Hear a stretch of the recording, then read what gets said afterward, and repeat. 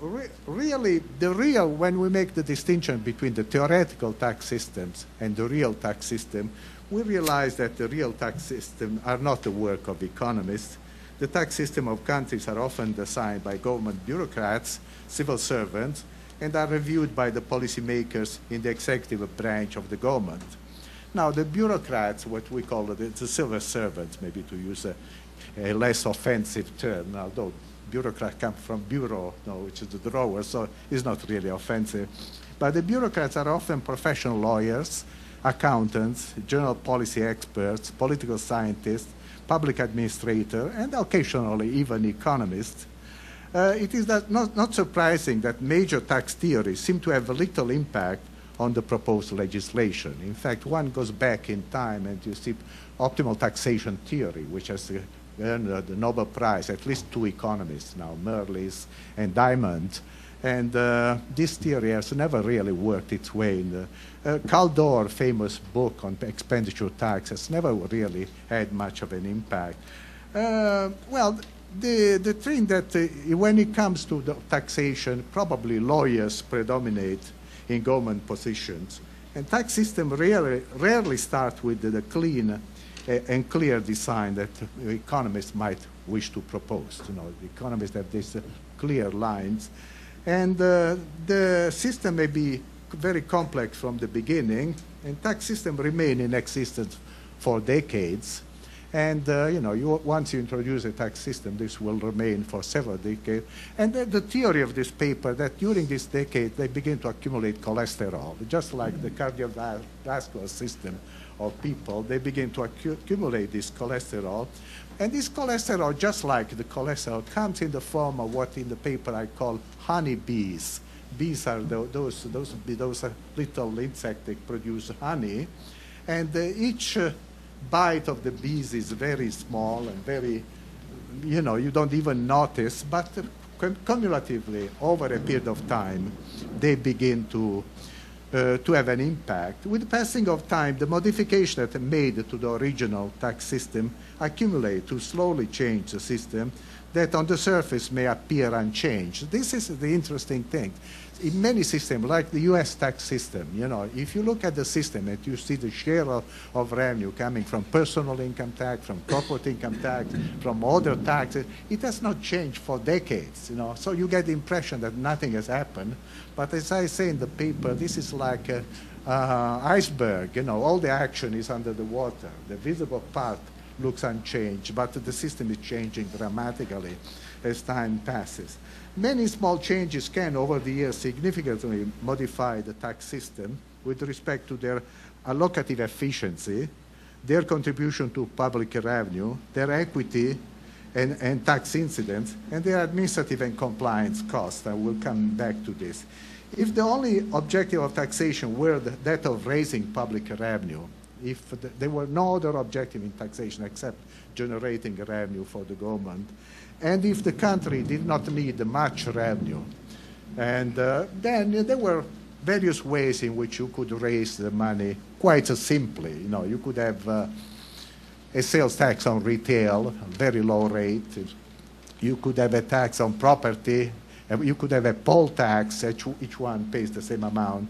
But as the objectives of taxation become more and more complex, and I could give you easily 20 objectives of taxation today, from allocating capital regionally, redistributing income to the poor from the rich, redistributing income in favor of handicaps, and so many, the aged.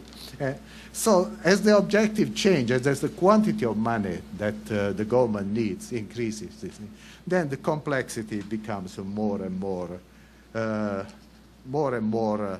evident. With the passage of time, the number of tax expenditure, tax incentives, tax breaks, and other kinds of tax preferences have made the system progressively more complex. As a general rule, the longer a tax system has been in existence, the more complex it has become. So this is the first general rule. If it's a system that is introduced today has less complexity, then the same system will have 10 or 20 years from now.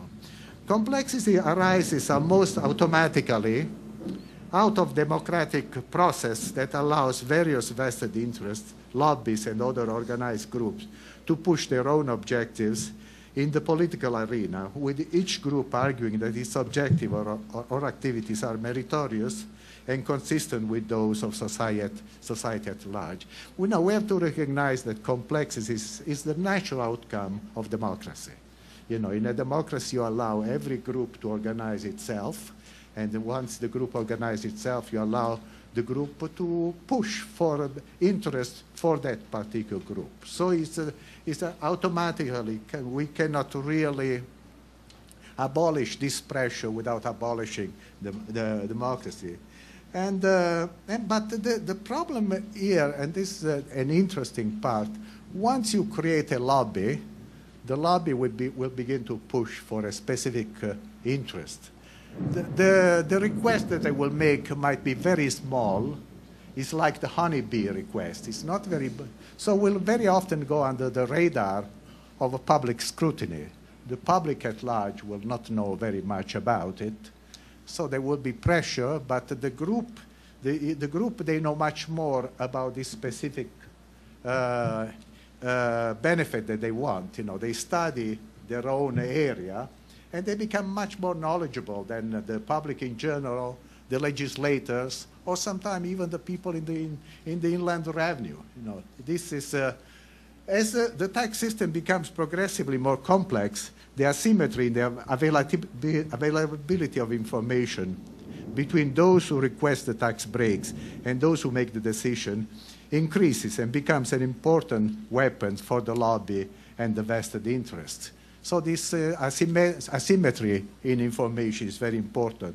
Tax simplicity is a special kind of pure public good. As we know, pure public good, one of the first things you learn in public finance, that pure public good, they don't have a specific group pushing for them. It's only society at large can push for a pure public goods, like defense and, this. But the honeybee will often masquerade themselves as worthwhile tax expenditure. They will make a strong claim that this tax expenditure is beneficial to that particular group. That group may be the handicapped, maybe the aged, maybe people who were born too poor, so that, and the tax incentive, so they will request for special treatment for obviously what would appear to be obviously meritorious categories of taxpayers and so on.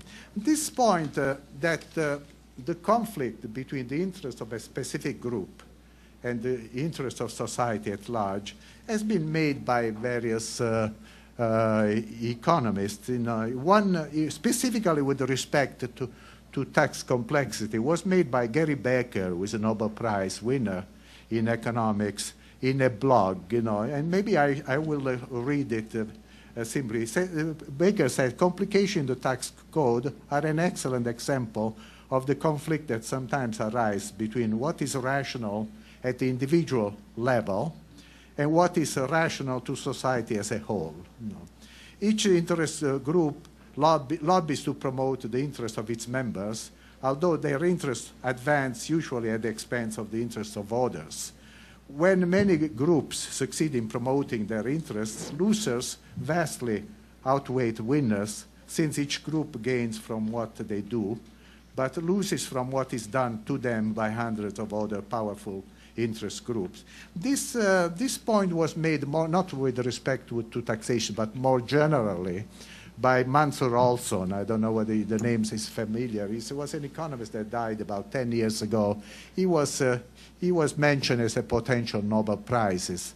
And Mansur Olson made the general point about democracies, that one of the problems of democracy was this conflict between the interests of specific groups that could push that interest because they were very much interested, and the interest of society at large that very often would ignore these pressures because the requests were too small. By the way, a point similar to this was made by Machiavelli about 500 years ago. It may be worthwhile to make a short digression on the lobbies, on the tax lobbies. I will, as I said, I will mention this in respect to the U.S., but maybe it would be interesting to see similar discussion made for Brazil. In democratic countries, individuals are free to organize themselves in groups to protect their position and to promote the objectives of the group. The groups may represent industries, sector within industry, regions, citizens that share common characteristics like senior citizens, retirees, invalids, etc., or common interests on social issues, such as weapons possession is a very powerful group in the US, rights to abortion, gay rights, all these groups. This group create associations that represent them. This association, organization or association often hire professional lobbyists to do their bidding. So you have the association that is created. Then they begin to hire professional lobbyists. The lobbyists are professional, like all professionals, can be hired by the interested group to promote their objectives and to influence the decision of policymakers, legislators, regulators, or bureaucrats. This may be the lobbyist complaining about the papers, no? Well, Google, if you go to Google, Google lists thousands of these lobbyists and lobbyists. There are lobbyists at the OECD, lobbyists at the World Trade Organization, lobbyists at European Commission. Groups with greater resources, such as corporations and banks, can finance permanent, powerful lobbyists and hire the most influential lobbyists. As a US senator, Senator Durbin, once remarked recently, said the banks are the most powerful lobby on Capitol Hill in the US. They frankly own the place, he said. You know? And if you ever followed the discussion of the reform of the financial system in the last few months ago, you realize they spent $600 million financing the lobbyists who pushed money on to the legislators to have what they wanted. The number of individuals engaged in lobbying activities has grown enormously over the years, especially in some countries.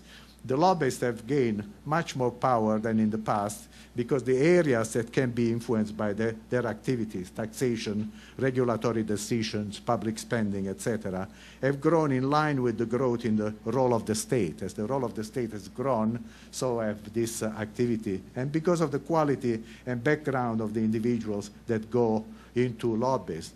That's an interesting part. If you follow the US, you realize that the lobbyists now are a very powerful group. They're now among the current professional lobbyists, those who do it as a profession. There are two former presidential candidates. There are lots of senators, lots of people who had a very important office in the office of senators, members of the central bank. Because of so these people have a lot of knowledge on the area they are pushing, but they are also have lots of connections. They know the people they have to contact. Because of their background and the past position that they occupy, the lobbyists have useful information and connection, and they have easy access to those who currently hold key governmental positions. A large monetary contribution made by lobbyists to legislators are helpful. Now legislators need a lot of money for their campaigns. The lobbyists pass the money to these people, and they buy essentially their services. So, best of wishes. Thank you.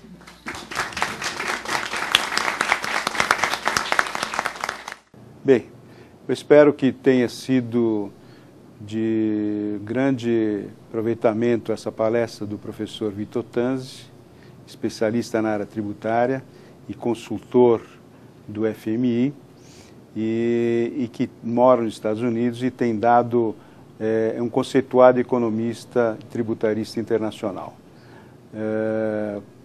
Estamos à disposição para qualquer esclarecimento sobre essa palestra, caso haja interesse por parte do telespectador. Boa noite e muito obrigado. Combate, a trincheira do contribuinte. Menos impostos, mais empregos.